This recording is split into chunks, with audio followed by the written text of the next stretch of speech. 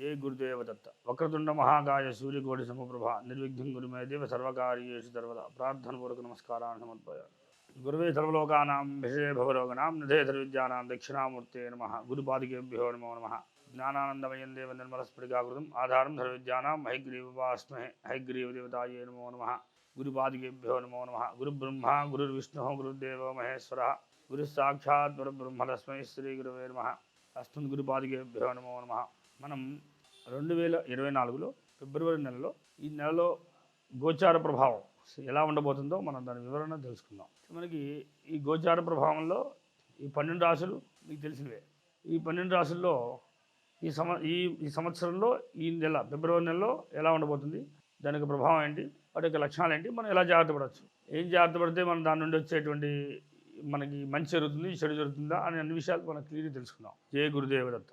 మనం వృషభ రాశిని తెలుసుకుందాం.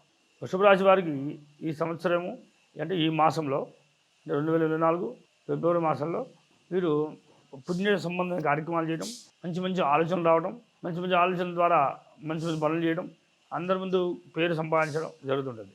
మీకు అన్నీ బాగున్నా సరే భారీ మూలికమైన సమస్య కానీ వృత్తిపరమైన సమస్య కానీ కొంచెం సమస్యలు ఉండడానికి నష్టపోవడానికి అవకాశాలు ఉంటాయి. తర్వాత కుటుంబపరమైన సమస్యలు కూడా కొంచెం ఫేస్ చేయాల్సి వస్తుంది. వృషభ రాశి వారు సోదరులు అనుకూలిస్తుంటారు. అలానే స్త్రీలు మూలకమైన స్నేహితులు పరిచయం అవుతుంటారు. చక్కగా మీకు స్నేహితులలో మంచి మంచి భోజనము ఆనందాన్ని పొందుతుంటారు. మీ పనులన్నీ అనుకూలంగా అవుతుంటాయి. కానీ ధన విషయంలో మాత్రమే మన చేతిలో ధనము నిలబడడానికి చాలా తక్కువ అవకాశాలు ఉంటాయి. అందుకని మీరు ఈ నెలంతా కూడా కుదిరితే శివుడికి బిలదలాలతో అర్చన చేయడం వల్ల ఐశ్వర్యం కలిసి వస్తున్నది.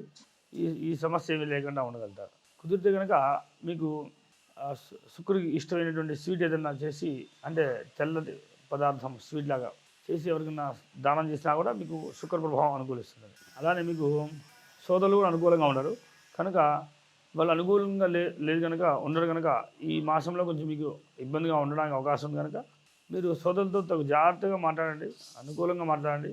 వీళ్ళంతవరకు వాళ్ళు ఏం చెప్పినా సరే అంటుండండి. ఈ ఒక్క మాసంతో మీరు అడ్జస్ట్మెంట్ చేసుకోవచ్చు. తల్లిపరమైనటువంటి అనుకూలత బాగుంటుంది. మాతృసూక్ష్మం అద్భుతంగా ఉంటుంది. అలానే గృహ సూక్ష్మం కూడా బాగుంటుంది. గృహంలో కొన్ని వస్తువులు కొనడం అమ్మడం అన్నీ చేస్తుంటారు, బాగుంటుంది. తర్వాత మీకు ఈ శక్తి సంబంధమైన విషయాలు కానీ సంతాన విషయాలు కానీ మీకు సంతాన విషయంలో కొంత ఇష్టం లేనితనంగా ఉండడము, లేదా వాళ్ళు పరుచుకోకుండా ఉండడము, వాళ్ళతో స్నేహంగా లేకపోవడం జరగడానికి అవకాశం ఉంటుంది ఈ యొక్క నెల మాత్రం. కనుక మీకు ఆలోచనలన్నీ కూడా రాంగ్ ఆలోచనలు వస్తుంటాయి కనుక జాగ్రత్త పాటించడం మంచిది. ఈ వృషభ రాశి వారు శత్రువులు నుండి పెద్ద ప్రమాదాలు ఏమి ఉండవు. కానీ ఆ ప్రమాదాలు లేవు, కానీ స్త్రీ మూలకమైన సమస్యలు మాత్రం రావడానికి అవకాశాలు ఉంటాయి. పెద్దవి కాదు, చిన్న చిన్నవి వస్తుంటాయి. కానీ అవి కూడా మీరు ప్రభావంగా ఉన్నాయి అనిపిస్తే శుక్ర శ్లోకం చదువుకోండి, ఆ సమస్య కూడా పోతుంటాయి. తర్వాత మీకు వృత్తిపరమైనటువంటి కానీ లేదా మీకు పార్ట్నర్ విషయాలు కానీ లేదా భార్యతో విభేదాలు రావడం కానీ ఈ మాసంలో అవకాశాలు ఎక్కువగా ఉంటాయి. కనుక వారు చెప్పిన మాట వింటూ ఈ ఒక్క మాసాన్ని మీరు కాలక్షేపం చేయడం మంచిది, ఫిబ్రవరి మాసాన్ని.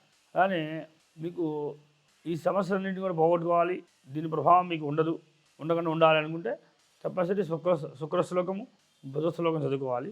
అప్పుడు స్త్రీ మూలకమైన సమస్య, అలానే కుటుంబపరమైన సమస్యలు, సోదర సమస్యలు ఇవన్నీ కూడా తగ్గిపోతాయి.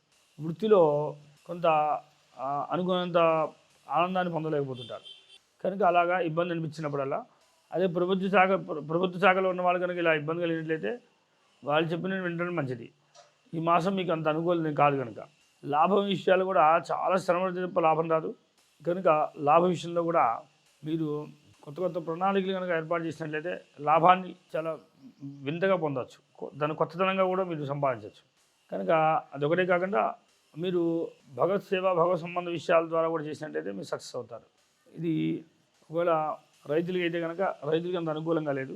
రాజకీయ రంగంలో ఉన్న వాళ్ళకి కూడా అనుకూలంగా లేదు వృషభ రాశి వారికి. అయితే విద్యార్థులకి మాత్రం అనుకూలంగా ఉంది.